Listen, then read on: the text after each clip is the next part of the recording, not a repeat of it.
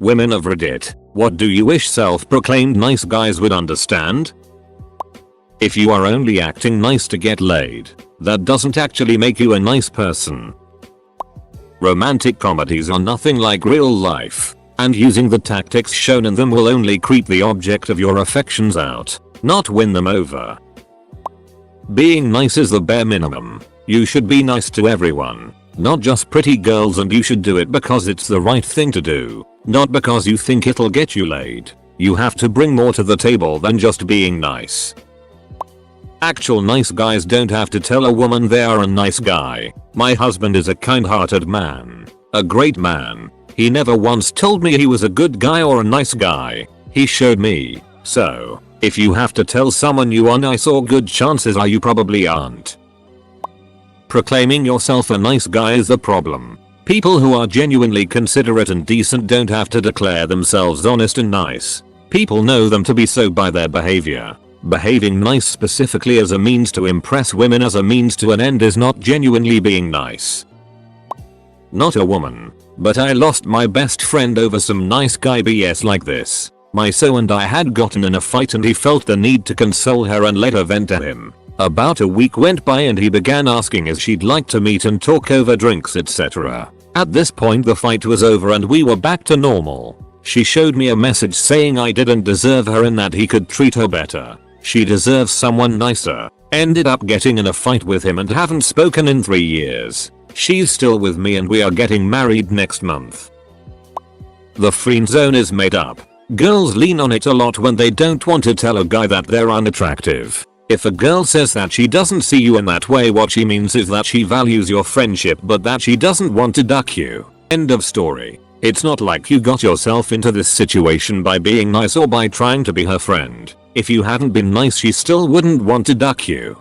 To reiterate, she is not attracted to you. If you want to be friends, be friends. If you're here to duck, don't pretend otherwise. P.S. Moping and crying about the friend zone isn't winning you any points either. Reciprocated love sucks. We get it. Move on. If I'm not attracted to you, you will only ever be a friend. That just because you're nice to me, it doesn't mean I owe you anything in return. Please understand that we do like nice guys. The fact that you are a nice guy, or so you think, is not the reason someone isn't attracted to you. It immediately makes you immature. It's the equivalent of saying I'm not like other girls. Sure, maybe you aren't, but proclaiming it does nothing for proving it. 1. Sometimes, whilst grateful for the nice thing you did, it's too much. For example, at a place I once worked, some guy asked my supervisor if he could have a little extra help on a project he was working on, and could I, the temp at the time, go and help him. When I got to him, he had actually used it as a chance to hand me a rose. So yeah, it was meant to be sweet, but it was completely unprofessional, especially as I was trying to get a permanent job. I also had to then reject him, and he turned hostile towards me. 2. If you're only nice to me, especially as a way to get with me, then no, you're not nice. If I see you being nice to other people, then I'm much more likely to see you as a potential suitor. Guy here. I'm a reformed nice guy. Being a nice guy is a frustrating, painful experience for many men, and interacting with a nice guy is a trying, confusing experience for many women. And the better everyone understands what is going on, the happier everyone will be. What women want, and what everyone wants, is a responsive partner. When she wants flowers, that's when it's a good idea to buy her flowers. When she wants a hug, that's when it's a good idea to give her a hug. When she wants to talk about her problems, that's when it's a good idea to sit and listen. Until she wants you to do these things, she's going to be creeped out if you do them. She's going to think, why is he buying me flowers? I didn't want flowers. Now he's going to ask me out on a date. I'm not attracted to him. And he's going to get mad when I say no because he got rejected, which always sucks. He's out $50 for flowers. Bummer. And he's going to feel stupid for wasting his time and effort. I didn't even do anything. And now I have to deal with an angry man who has a 0.5% chance of getting violent with me or becoming a stalker. This is so stressful. Even if you're a genuinely nice person who would never take out your anger on a person who rejected you. She doesn't know that. To add to the points people have already made, one of the reasons why a woman isn't comfortable coming out and saying, "I don't want to date you because I am not attracted to you," and has to use other, softer reasons, "I'm busy, I'm just out with my girls tonight," etc., is because of a genuine fear that things could go south during the conversation and a guy who seemed nice at first could get violent or start stalking her. Not that that extreme scenario would happen with every guy she rejects, but it only needs to happen once for it to affect her life. One thing most women experience frequently, this is not rare at all, is an exchange like this. It's online. "Hey, beautiful. Oh, hi. Hey, wanna go out sometime? Sorry, I have a boyfriend now. You think you're better than me? You stupid itch. You're not that hot anyway. I'm not gonna bang a 4 like you when I'm scoring 8s and 9s practically in my sleep. Have fun being a cunt." We have learned to soften the blow and are afraid of being too direct because that violent outburst would be 3000x worse in person than online. These conversations usually start off reasonably nice, and you never know who the violent guy is going to be. They blend in with other guys, Agent in the Matrix style, so we have to be cautious. Women are not vending machines that you can drop kindness coins into until 6 falls out. Humanity is not withholding 6 from you and waiting for you to say and do the exact right combination of things to unlock the 6 gate. Your desperation is repulsive. Women want 6, too, but don't want to risk pregnancy, herpes, or your clingy drama for her at lay. She has interests to protect, too, and you are mostly antithetical to them. Stop being that. Stop protecting us from 6. We're human, too, and independent agents quite capable of deciding when we'd like to duck and get ducked. If you see us slipping off with a bad boy, it's because we're down to duck, not because our pretty little heads have been manipulated or misled. And if you frame us as children in need of your white knighting, you've no business pursuing a romantic relationship with us anyway. Yappers. Newsflash. 6 is awesome. Get on board or GTFO. If you want to ask a girl out, ask her out. Don't become her friend and cultivate that friendship for months merely as a tactic to get her to go out with you. First of all, it doesn't usually work, because if we hang out for a long time and you never give me any indication that you like me as more than a friend, I'll just assume that you don't. Second, it's really hurtful to learn that the person you thought was your new friend is really just interested in sleeping with you. This has happened to me a few times, and when it does, sometimes the guy tries to blame me for leading him on. How was I supposed to know you were interested in me if you didn't say anything?